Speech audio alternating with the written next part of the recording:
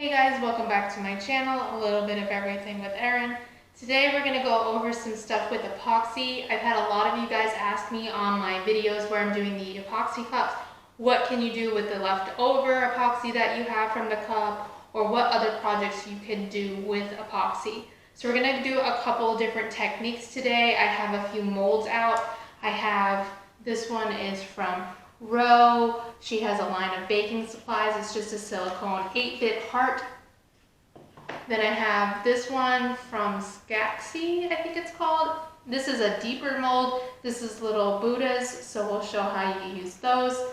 And then this is a circle mold. You can use these for the petri dish looking coasters that are really popular right now, but we'll go over a couple of different techniques. The first thing we need to do is make our epoxy. I'm going to be using equal parts of part A and part B and then mixing them together. Always make sure you're in a well-ventilated area. If you feel like you're getting headaches, make sure you invest in a mask.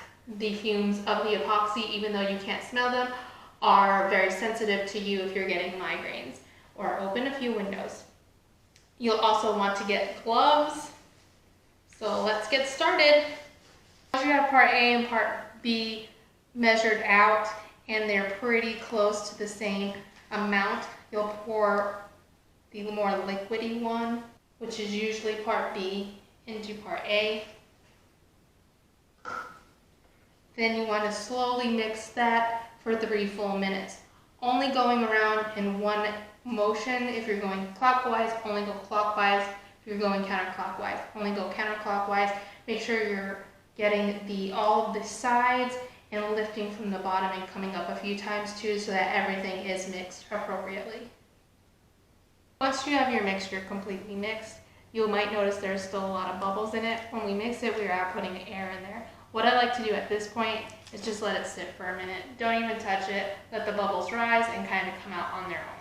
Alright, so I like to keep craft sticks handy when I'm playing with epoxy. It just helps with mixing, stopping the flow of it. They're just great to have. So we'll do a couple in the heart mix here, and I'll show you a couple of different techniques. I'm going to start by pouring some in here.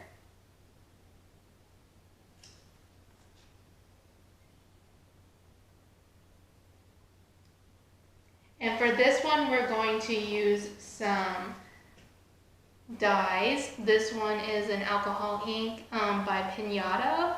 I'll have a link to that in my Amazon link down in the description box below. Remember, Amazon links, if you purchase anything from them, it does give me a small commission. Those commissions help me do videos like this by buying the supplies needed.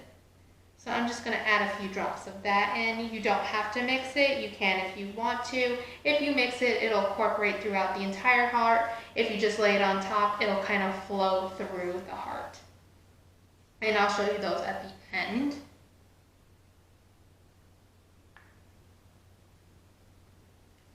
This one, we are going to take a little bit of food dye.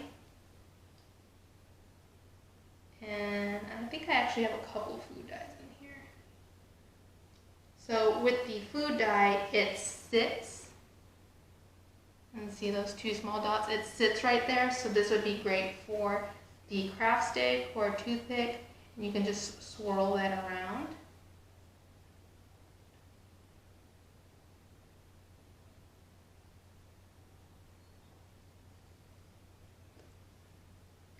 The next one, we're going to do a little bit of glitter. This is just some fine glitter. Let me get one that's open actually.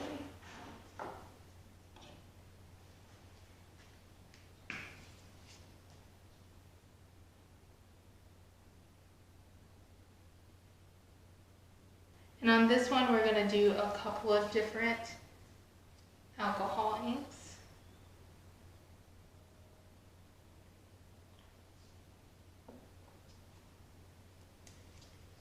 So we'll let those sit. Now if you notice you do have a lot of air bubbles, this is when you would get a torch or a heat gun and just a quick whoosh over it. I typically don't use it because I do let it sit, so I get a lot of those air bubbles out already. Sometimes there's still a few in it, but I don't really use these a lot. This is more just a little bit of fun and when I have extra epoxy when I'm doing cups. You want to keep that on a flat surface and let that dry for 24 hours. We'll go ahead and do one of our Buddhas now. With this one, I'm going to add the color into the cup already. So for him, let's go with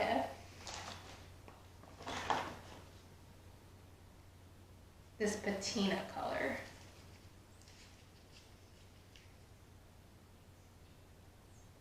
You can add as much or as little of the alcohol inks as you want. It does make it a bit translucent.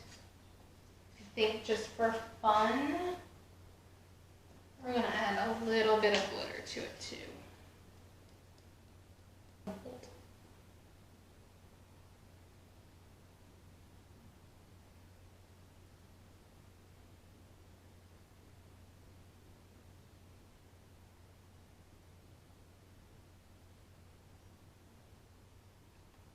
Alright, that one's good. And again, we'll put that one to the side and let that one sit for 24 hours. I'm going to make a little more epoxy and then we'll do our petri dishes. Okay, so we're just going to pour some in here.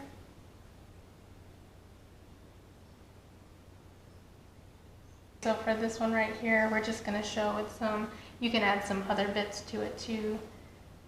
These are just some X's and O's. So I'll just drop a couple in there.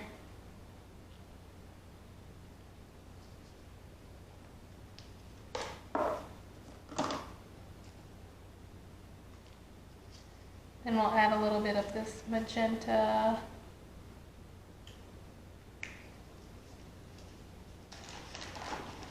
And this purple.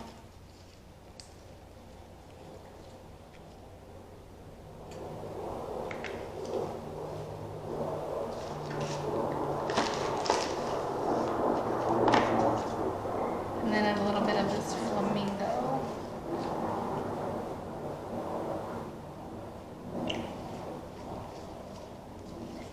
So on this one we'll do the petri method.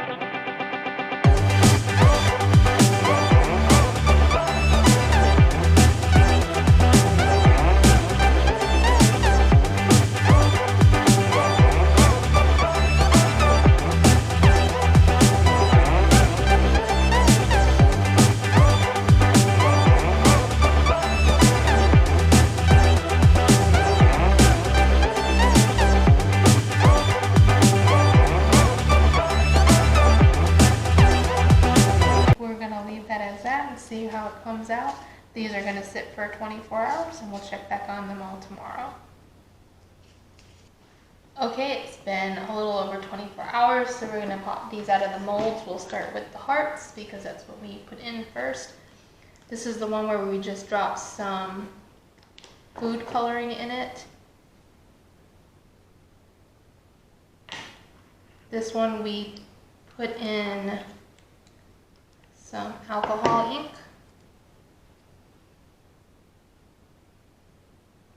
Has a nice translucent color.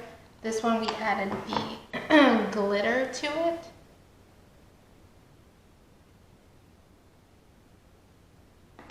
And this one we added a few of the alcohol inks, and the silver alcohol ink is a little heavier, so it pushes some of the color, not like the white does, but similar.